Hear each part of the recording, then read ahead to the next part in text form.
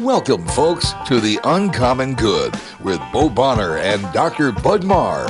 Every week, diving deep into the truth of Catholic social teaching and restoring all things in Christ. The Uncommon Good is on the air. I'm Bo Bonner.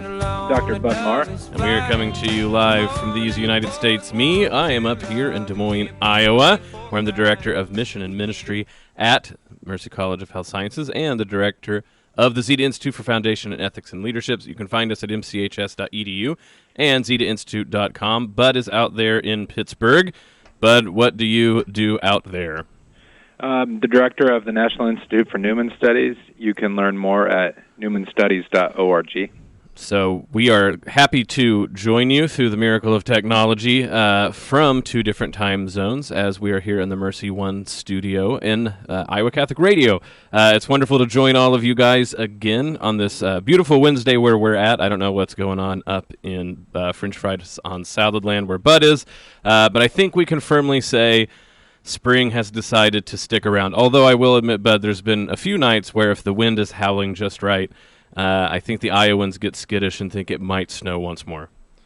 That would be quite a surprise for you guys. It's been a rough year, so you deserve your spring. And you know, if you want to keep track of the general temperature as it goes up, if you want to keep a journal that you then print out and you can go to next year when people go, this is the worst winter ever, this is the earliest it's ever snowed, and you need to print out proof that they're wrong. You can use Cartridge World to use all the ink that you need. 801 73rd Street, Windsor Heights. Cartridge World, an easy way to keep up with all your printing needs, even if it comes to climate and weather-related arguments you might get into your family. I'm now positing that a lot of people argue about the weather, Bud, so you tell me if I'm wrong or not. That they argue about the weather, like what kind of weather they like, or how it's going to turn out? I think all of it. It's funny because one of the jokes about life is like, when you're talking about the weather, you're not talking about something too deep, right? You talk about the weather in order to avoid like deep topics like politics and religion. But I actually think people fight about weather all the time. Like, what's the best? Was it like last year? Everybody seems to remember the weather that immediately happened as the worst that's ever been. Because when I moved up here to Iowa 4 years ago, they made a big deal about their winters, but then I just got told this was one of the worst winters in recent memory. And I don't know, I think Dakotans would have something to say if that was truly the case. Oh, surely. What's funny is my wife Rachel wanted to be a meteorologist growing up, and yesterday I was guest lecturing at Grove City College, and I won't give you the whole background, but we turned to the question of like weathermen, and Newman in one of his books talks about farmers who can predict a storm coming, and I'm like, if a farmer tells you a storm is coming or a weatherman does, like who do you trust? And the students were like universally backed the farmer. So I don't know, like meteorologists get kind of crapped on, but I'm sure it takes a little bit of work to finish that degree. See, this explains, Bud, why you married Rach and you're good friends with me, because I too wanted to be a meteorologist, but then I figured out it involved a lot of math and that you have to go to OU, so I switched to philosophy. Well, I hope this doesn't sound like too much of a personal slight, but most television meteorologists are kind of purty. Yeah. I think you made the right decision with the radio. No. Yeah. Slinging fire early in the morning here on The Uncommon Good. You know what, Bud? If you get roasted that bad by your friend, you can always learn about how to heal yourself at Mercy College of Health Sciences, mchs.edu, where we're getting ready to start a new semester here in summer because the students are doing their final tests this week. And then, of course, we enter either summer, spring, and fall. We have all sorts of wonderful programs going on, some of them where you don't even have to be physically here in Des Moines. They're all online, but also accelerated programs as well, so mchs.edu. I don't care what anybody says. I think that when I was at Mercy working there on site, like I thought summer was in a way kind of nice because, I don't know, sometimes you go to a campus during the summer and it feels sort of like a ghost town. Mm-hmm. But Mercy year-round is full of life. That's right. So today on the show, first of all, Bud, we need to make sure to let everyone know Happy Easter. So I hope everybody had a beautiful and wonderful Holy Week and culminated in Easter. But of course, Easter has not culminated. These 8 days of the octave are still Easter. So Happy Easter roundly to everyone, and Alleluia. Bud, I hope your family was able to avoid all meltdowns during most of the Triduum. Yeah, it is a liturgical slog. I mean, well worth it, but parenting skills have to be ratcheted up. Actually, an accomplishment for my family this year was we found every Easter egg that was hidden. So that they won't be, rotting somewhere? Yeah, I hid 57. I think this is the first time in 4 years that we did find them all. Well, that's good. Yeah, I had to, help him a little bit and had to use the old fading memory to say, where did I just hide some of these 20 minutes ago? But with the Easter Triduum, of course, we go through the Passion of our Lord, and unfortunately for us, we got to see the Easter mystery in all of its splendor, but also its difficulty lived out in the church. I think we all saw the news about the Sri Lankan churches and how over 300 dead at this point, people worshiping on Easter Sunday is targeted. And so, but what we're going to talk today is about martyrdom and the common good. We often think of it in its individualistic terms, but we wanted to try to be prescient about what's going on, not only in the world, but how this ties to Holy Week. And so that's what we're going to do when we get back after the break. So please stick around for Bud. This is Bo Bonner. After these messages, we're going to talk about martyrdom and the common good, something very prominent, I think, that should be in our minds, not only after this week's events, but also because of Easter. This is The Uncommon Good. We'll be back right after this. We're back with The Uncommon Good.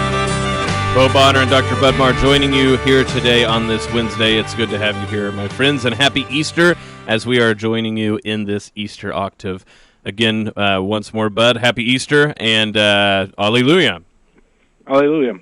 So I think it's important for us to think about what the Easter events that we are celebrating show a special spotlight on the world, that we see the events going on in the world and understand them in the light of the passion, death, and resurrection of our Lord. It's something that we should do all year, but it seems even more pertinent for us to do and practice now that here we are in the Easter octave, enjoying, celebrating, and going deeper into the mystery of all that has to tell us.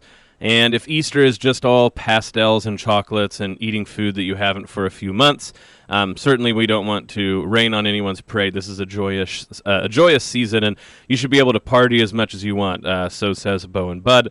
There is still the idea, right, that the resurrected Christ still has his wounds. It's still the case that he, as the book of Hebrews says, is perpetually offered to the Father as a sacrifice because sin is ongoing. The church, when Easter occurred, didn't get done with what it was doing and actually just got started. And we see this when we finally culminate in Pentecost, when we wrap up this part of the liturgical season.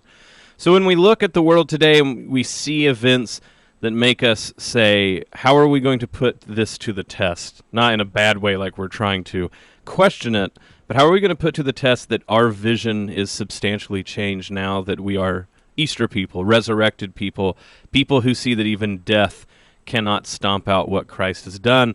And unfortunately, it seems that history is always willing to oblige by giving us some horrible tragedy to think about, what our Lord said in Revelations, that he makes all things new. And so, Bud, on Easter Sunday, I think that a lot of us had mixed our Easter joy with sorrow, and especially, I have to say for myself, we have a former student, Chris Fernando, that I had back when I was in Wichita, whose family's from Sri Lanka. I luckily found out, for him, that none of them were at the churches that were hit, but it's profoundly weighing on his heart, so it weighs on a lot of the people's hearts back in Wichita that we know him. That the Sri Lankan people, there were hotels, but also predominantly in our mind, I think, churches that were all purposely hit on Easter Sunday while people were worshiping. Horrific videos and pictures surfacing on Facebook. Powerful, but I don't know how to say it any other way, but macabre pictures of statues of Jesus with blood of freshly made martyrs. And it made us ask, I think, we should be joyful about what Easter represents, but how is Easter seen with Good Friday in tow? And what this comes to is the Catholic understanding of martyrdom. And just like all things, we can either really over or under qualify what that word means. But really, I think that starts to be the question. If we believe in the common good and that the Church is socially constructed, how do we understand martyrdom as being a part of that? So, Bud, before we get into any theological details, I was wondering if how that all struck you. How I don't know if you were preparing or you were getting back when you saw all of this carnage on the news. Well, my first thought is that as Christians who live in the United States and North America, on one level, we can just be more attuned to this reality around the world. So there's a lot of conversation around how many Christians are martyred for the faith each year, because it's hard to sometimes tabulate numbers like, was this a politically motivated death or whatever it may be. But conservative estimates are that like someone dies every 24 hours or once every hour for the faith, amounting to about 8,000 martyrs per year. And so on one level, part of it, Bo, I think is just maintaining, I would call like a New Testament vision. Much of the body of Christ today is living in circumstances that closely resemble what we see like in the book of Revelation. And this is what this ties into what we're talking about with the show today, that in Revelation, John the seer, like he sees the deaths of Christians and he provides an explanation in light of what Christ has done on the cross. And that's kind of our initial calling in the wake of these tragic events. And I think it's important, I think being standard citizens of the United States or just citizens of the world in 2019, martyrdom is easy to think about only in a sort of existential, individualistic way. So we will get down into the weeds of what does it mean to be like an individual person who chooses to be a martyr. We even use the word martyr, sort of in a denuded, colloquial way to mean someone who makes a big deal out of a sacrifice they've given, but it's really not that big of a deal, right? So if people say they're playing the martyr or something like this, all of those very individualistic terms, and when you think about it, right, the sort of arguments against the centrality of martyrdom that you might hear from those outside of the Church, it seems to me really focuses on those individualistic ways to understand how martyrdom works. So you'll hear people say that martyrdom is really just sort of a death cult or sort of a sort of suicide pact that people legitimate, everything from, Freud's death drive to self-hatred. I mean, you get into the weeds about reading people talking about this, they'll come up with all sorts of things. But the idea, right, is that, like, I decide that I'm going to heroically, be a martyr and somehow become something special that way. And look, it's not out there to say that certainly this is something we worry about. In modern times, all you have to think of is something like a suicide bomber, right? Or some of the people who go do mass shootings knowing that they're going to turn the gun on themselves when the time comes. Certainly, there is this worry that if you can legitimize anything you do by saying, I'm going to give up my life for it, that can get bad fast. And then you look in the past, and you have people like Origen. I don't know if it's St. Jerome. There's someone else I'm thinking of, like Gregory of Nyssa. And they even point out that there are people at those times who are really far too riled up about trying to go be martyrs themselves. And even Origen, St. Francis of Assisi, a lot of these people will talk about how they had a sort of zeal for martyrdom and then had to be reminded that there's different types of martyrdom. So in the Church, red martyrdom is to have the martyrdom of blood. You've been killed by an opponent of the faith. But then white martyrdom is something like the monks called that, like the bloodless martyrs, the people who gave up everything, or even something like blue or green martyrdom where you do penance in your life. But certainly it's the case that martyrdom can be a sort of escapism if it's hyper-individualized. But the interesting thing, or even hyper-romanticized, but martyrdom is actually like what happened last week. And it's like you said, that sort of pain, and especially for us who it's distant and we don't know how to deal with it, this sort of dull ache that we go, wow, this is what most people have to live through, and here I am, complaining that Mass is at 9:30 or something like this. that's how it was throughout of most of human history. It wasn't romantic when it happened. So then how is it that the church begins to look back and understand martyrdom in this heightened sense? Yeah, and in the book of Revelation, this comes up where you have the martyrs standing before the throne of God. And the agony of the church, or the cries of the church, are expressed in a profound way by, they're saying, like, how long, O Lord? How long before you actually intervene? And that, that's an authentic place that we all should come from with our prayers.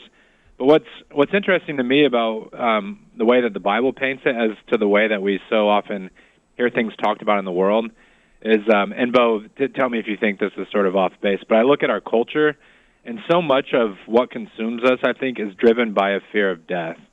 So Right. even something like consumerism, we think of that as like that's like world affirming because there's this materialistic element. But we try to construct our lives in such a way that I stave off any sort of possibility for as long as possible that my own life would be at stake in some way. And I think what you see, certainly in the resurrection of Jesus Christ, but how that flows out into the lives of those who we do celebrate as martyrs, is that with the coming of Christ and with his conquering death, human life is no longer circumscribed by death, and that changes the way that we organize our common life together. No, I think that's a great way to put it. There's a way in which what I was all talking about and worrying about and saying that we really should be cautious of, the problem there is people are like, well, I'm going to take up my life in my own hands, and I'm going to choose to give it away. And then the sort of other side of vice is to say, at all costs, I will try to preserve my life and not die. But what's heroic about those brothers and sisters now in heaven praying for us who are martyrs from the Sri Lanka church bombings is they didn't take up their life like some sort of action movie and willingly give it, completely in a Pelagian way, nor did they run away scared. They just did what they were supposed to do, and they handed their life over to Christ. I am going to go to this Easter celebration, and I'm putting my life in the hands of the Lord. And even though it's a mystery that in this world, this is the sort of thing that happens, those martyrs gave their life over, not in some sort of neat, heroic way, not in some sort of fearful running and hiding, but in this perfect sacrifice of their will, saying, I will give my will to Christ, and I will suffer with him just because in the same way I will be resurrected with him. Well, I'm sure I had Facebook friends or those who haven't spent a great deal of time like in churches or practicing the faith, when they saw that image of the statue of Jesus splattered with the blood of the martyrs of Sri Lanka, and when they saw that, they thought maybe like, well, that's something kind of grotesque to highlight. Right. But to me, it was, it really panged my heart to see it, just to think, like you're saying, the circumstances that people face just to worship.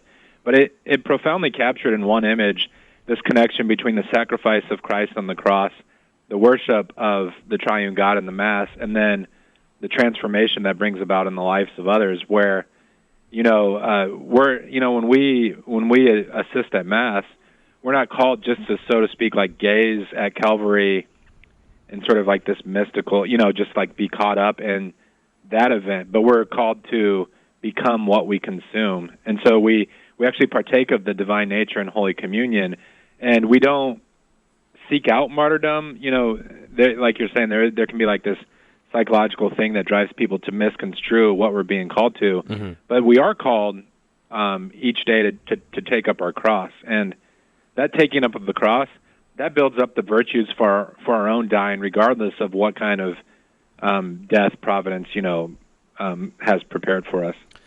Yeah, I think what you're saying with the image of that statue, the image of, the most heart-rending one to me was they had the funeral of the youngest victims, and they were pointing out that a lot of them had really only just taken their first communion, and now here they are, burying their children. The parents who just a little while ago had the wonderful image of seeing them take first communion, the funeral processions, everything that's going on, and you start to say, what can be the good that comes out of this at all? That's, like you said, the human response. And I really love that you pointed out in the book of Revelations that the martyrs in heaven don't go like, great plan, Jesus, we agree. They how long, O Lord, how long?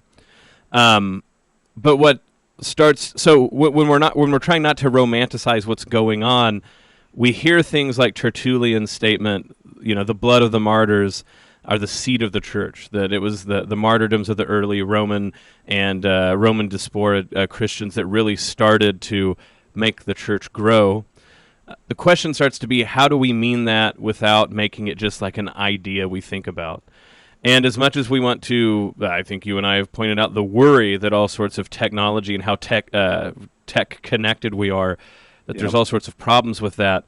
One thing that we have to appreciate is we don't just hear about this horrible event and then make it up in our mind. We see those pictures, and then we have to say, that is the seed of the church.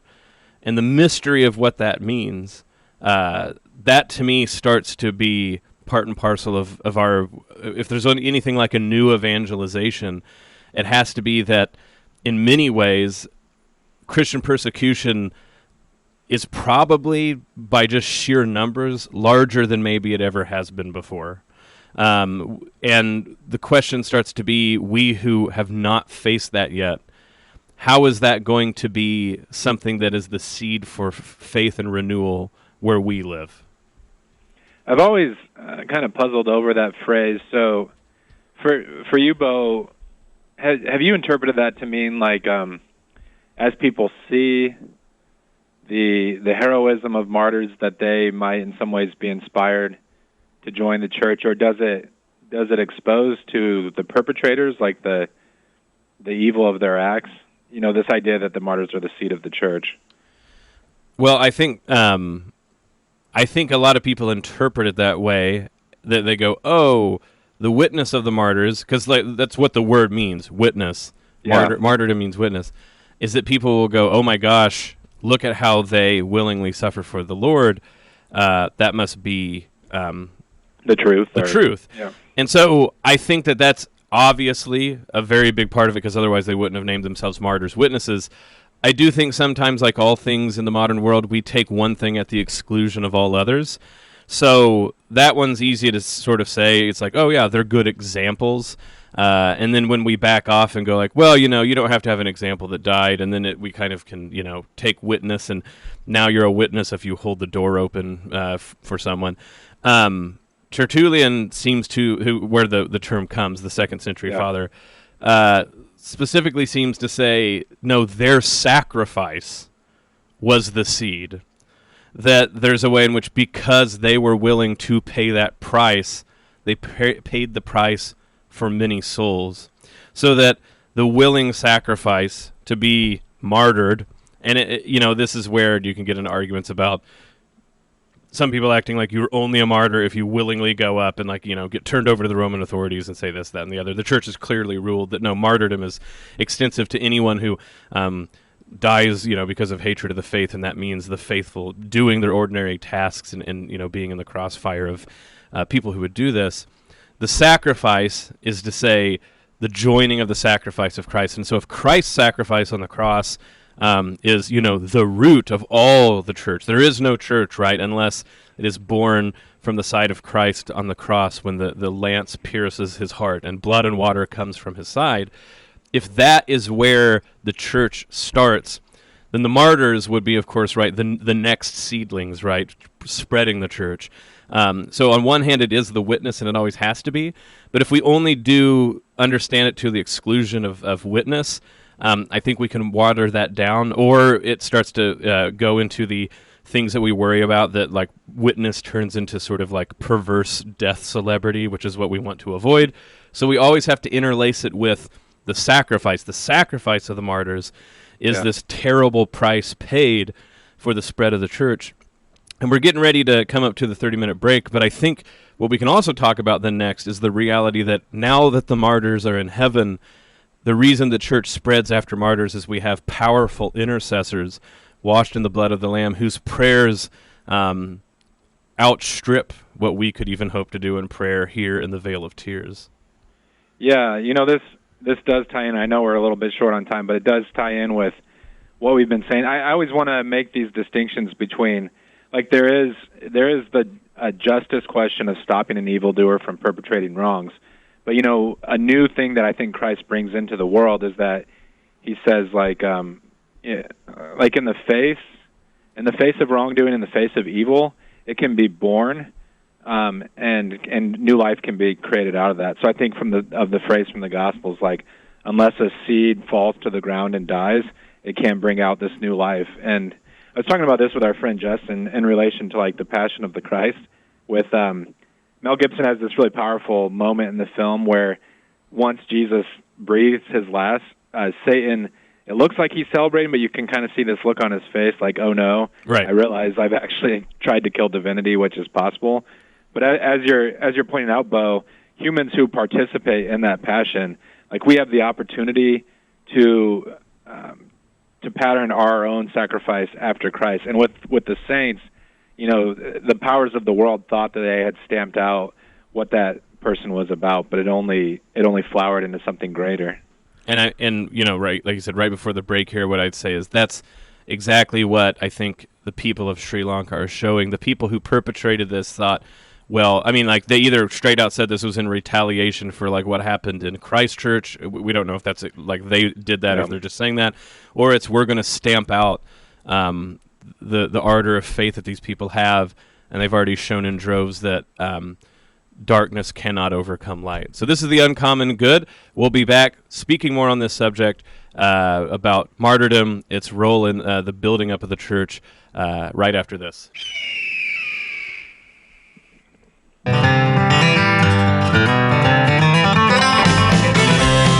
Back with the Uncommon Good. Bo Bonner and Dr. Bud Marr joining you in this Easter Triduum. Happy Easter and Alleluia to everybody who is listening. We've been talking about martyrdom and trying to really spell out not just the individual characteristics of what makes a martyr, and avoiding some of the misunderstandings, the profound, dangerous misunderstandings of what martyrdom mean, to really focus it on how martyrdom truly upbuilds the church socially. So not just talking about a martyr and why they would be a martyr, but how it is that the church relies on the martyrs, that they're the seed of everything else that comes from us, and why it plays so central a role that we think is really a good thing to talk about here during the Easter octave.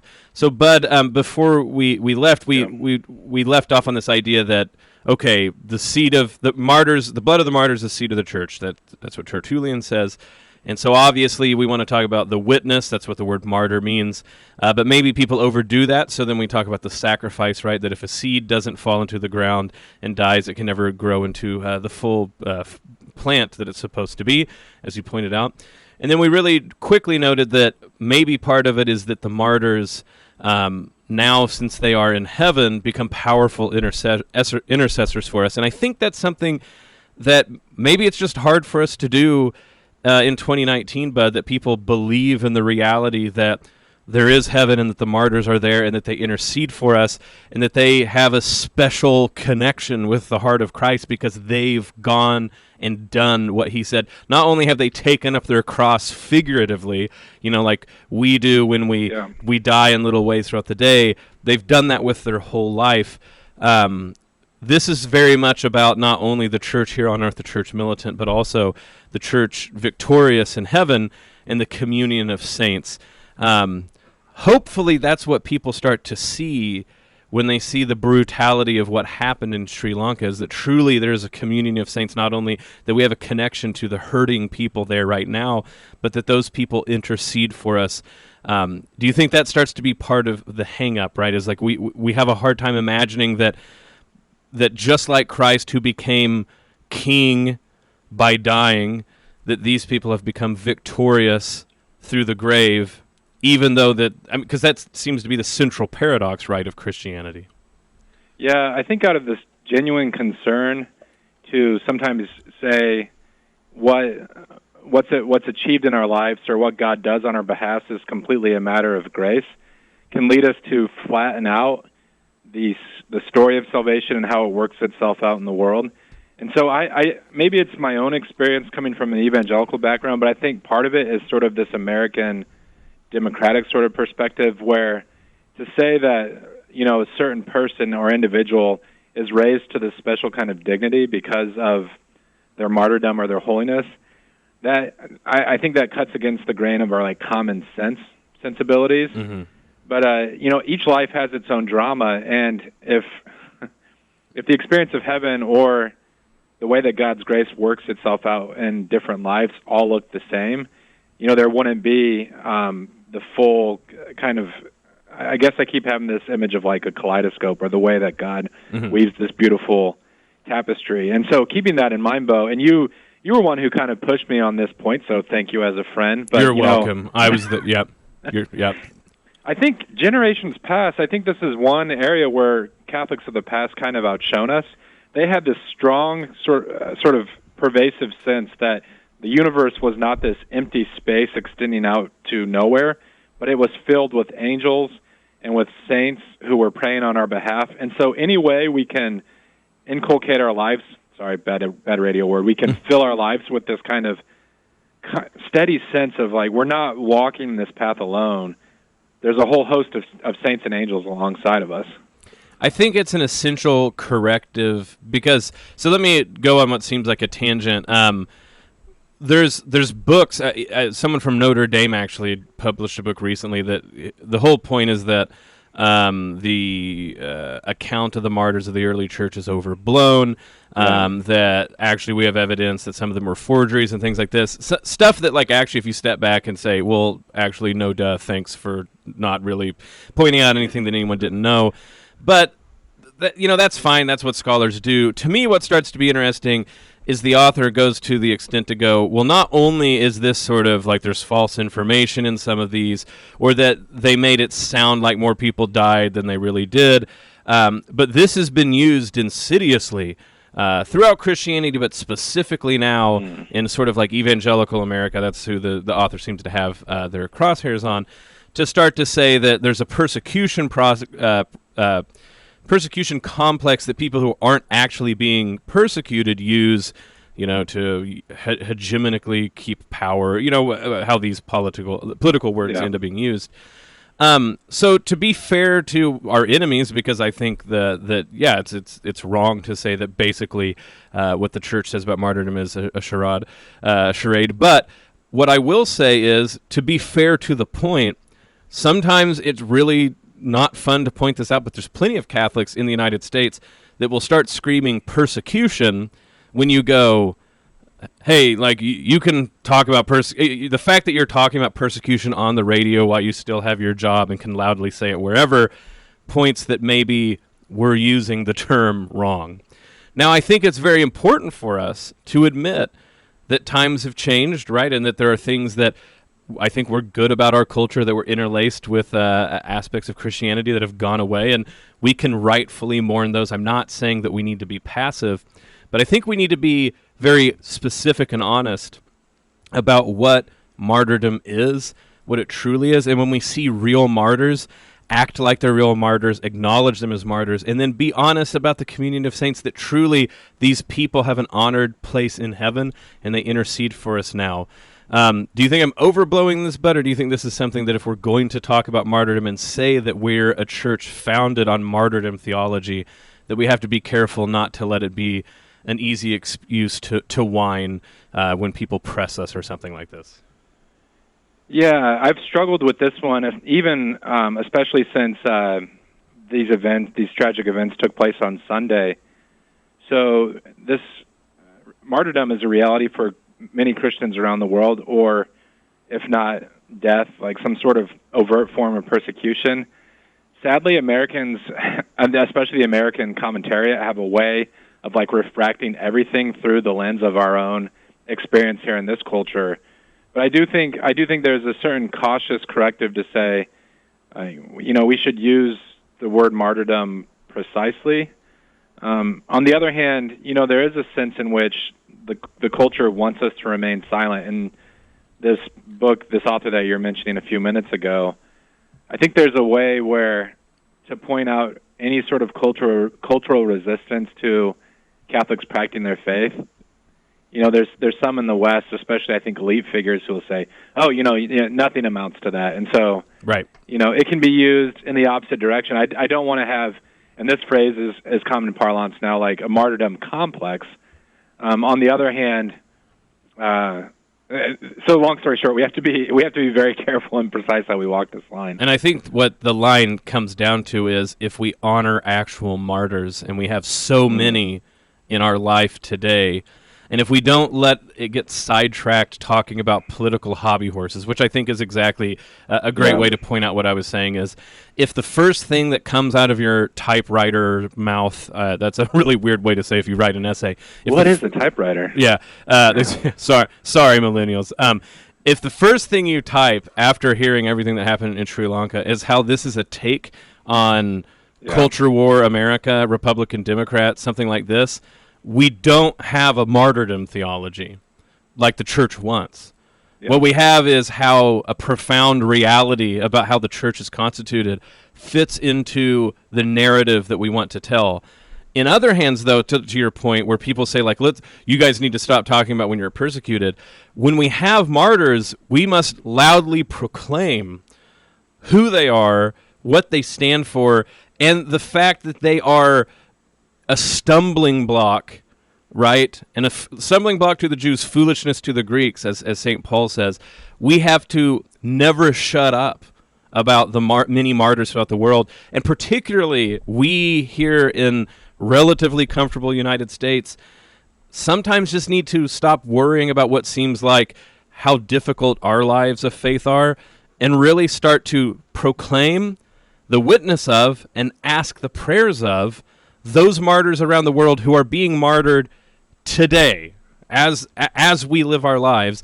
And if we refocus on the power of the martyrs and how much they're a contradiction to the spirit of the world, I think we'll avoid what we were saying we should avoid, but also stick in the craw of specifically the spirit of the world as we're supposed to. Because what I'm not trying to say is that we need to be quiet so that we get along better. What I'm saying is stop watering down the witness of the martyrs.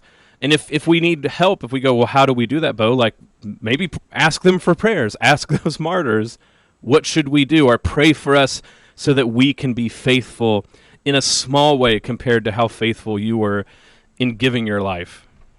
Yeah, that's a great way to put it, Bo. Pivoting a little bit, there was a comment that I heard in the wake of the events that kind of surprised me. So Cardinal Ranjith, who's a bishop who I have a great deal of respect for, a couple of days after the events, he told Catholics there that security forces hadn't cleared up the situation yet. And so he actually said, I urge priests not to conduct any services at the church until we have a handle on the situation. Right. That kind of surprised me. I don't know. I was thinking about, how central the Mass is to our lives, and I could see maybe the Cardinal saying the lay faithful should stay home until we can get a handle on the situation. But of course, like our priests should still carry on their liturgies. And I guess that flows into sort of a brass tacks question that I have. As these kind of events become more common, and you have this kind of retaliation reality going on, do you think it's a contradiction in terms for Catholics to think about security outside of churches? I was reflecting on the Passion, and there's the moment where Christ tells Peter to put his sword away. The church is the peaceable kingdom. How do we balance that, protecting the innocent and going about worship, since we're worshiping a crucified Lord? Right, and I know that is one of the things that you see the early church deal with in many ways, right? So you have people on one side who are like, how do we, what Christianity is basically, running and goading the Roman officials to, slice our head off. And then you have bishops who are like, man, I have to stay here. I have to go and be martyred. And people begging, like, please, go, escape. And many of the bishops who end up being martyred at first made sure not to get martyred because they knew they needed to make sure that their flocks were stable before they did so. And so obviously there's we sometimes enjoy talking about, I think, the paradoxes of the faith.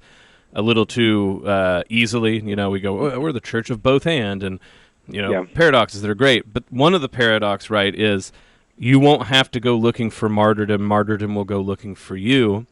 And so, like you said, we also can't act like death is to be avoided at all costs. But it's also the case where, especially with the innocent, that we have to think about what can we do to not put a burden on them that we ourselves are not willing to put on ourselves. So to go another, it seems like left field, but to bring up something, because we were talking about this, I rewatched the movie Silence. The very difficult, just deep, hard, depressing movie based on the book about the Japanese martyrs, and particularly about a move that the Japanese government started to do late in the persecution of the church. They realized that if you flayed the skin of these priests or beat them or like finally killed them, that most of them, the vast majority of them, wouldn't apostatize. They would take the beatings, they would die. And they even kind of found out, right, that if you spread it to the populations, but they had such a strong idea that like this was for the Lord. What they started to do was tell priests that we're going to torture your people until you apostatize. And then that sort of, what do you talk about, like a wicked psychological trick? That started to be what this book's dwelling on and how hard that is. So in this book, you have these three priests, and we don't want to go too far into it because it brings up all of its own details, but there's this character who his main thing that he does is constantly betray everyone, but then come back and ask for forgiveness.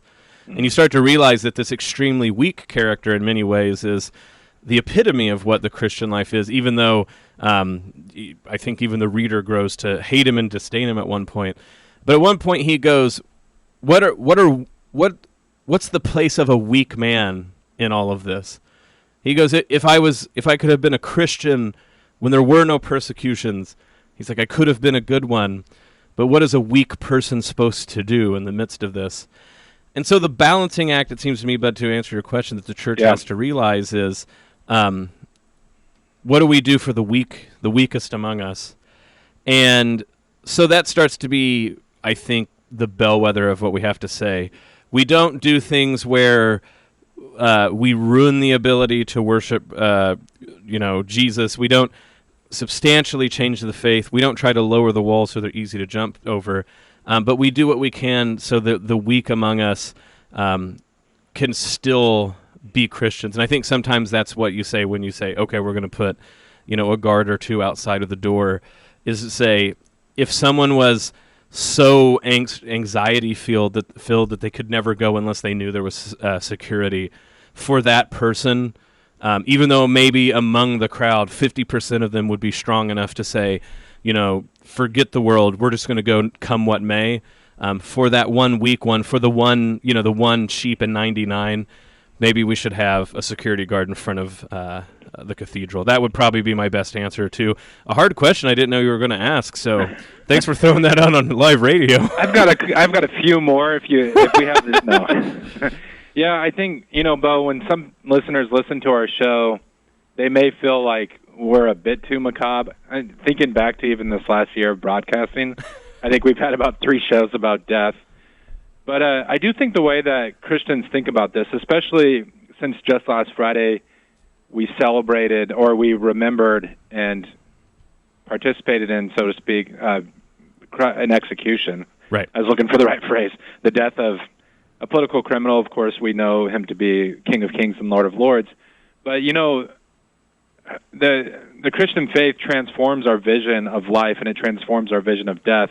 And there's a way where we can fixate maybe too closely on death, but there's also a way that it can be life-giving. And in our classes with students, Bo, we would sometimes talk about this Latin phrase, memento mori, remember that you will die. And the thing is, if we put off death from our thoughts completely, I think when we get to that moment, we won't be prepared for what God would want us to be prepared for. I don't know, I came across a phrase by St. Therese recently, and you think about, the heroic witness of her life.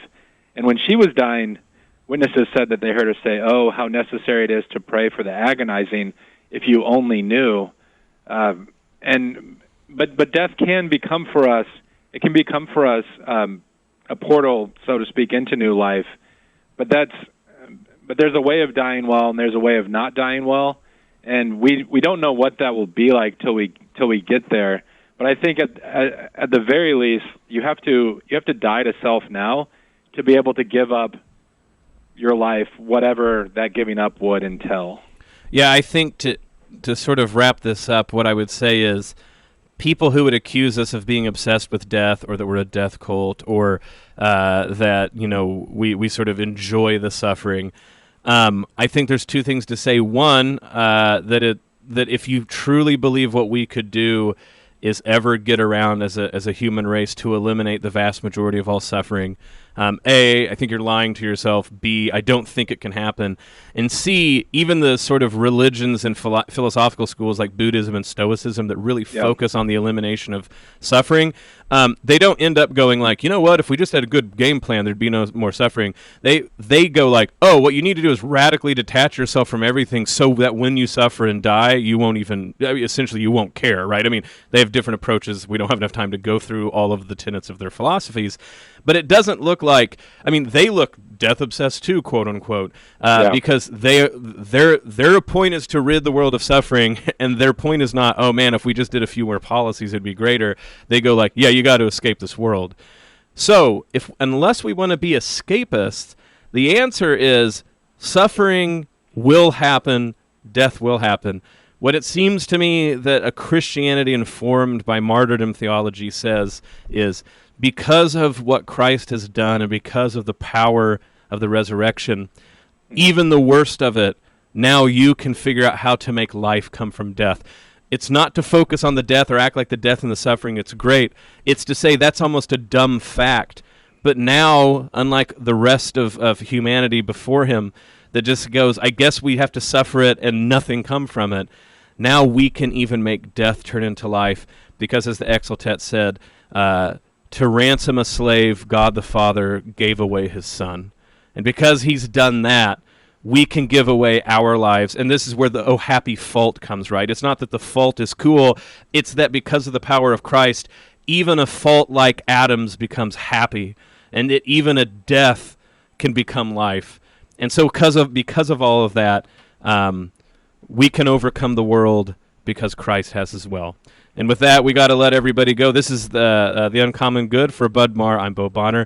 May Jesus Christ, the Prince of Peace, especially in this Easter octave, reign in our hearts, in our families, our city, our state, hemisphere, globe, solar system, galaxy, the whole kit and caboodle. This is the Uncommon Good. We'll be back next week. The Uncommon Good with Bo Bonner and Dr. Bud Marr is heard every week on wonderful Catholic stations like this one, and anytime on podcast. Just search for The Uncommon Good.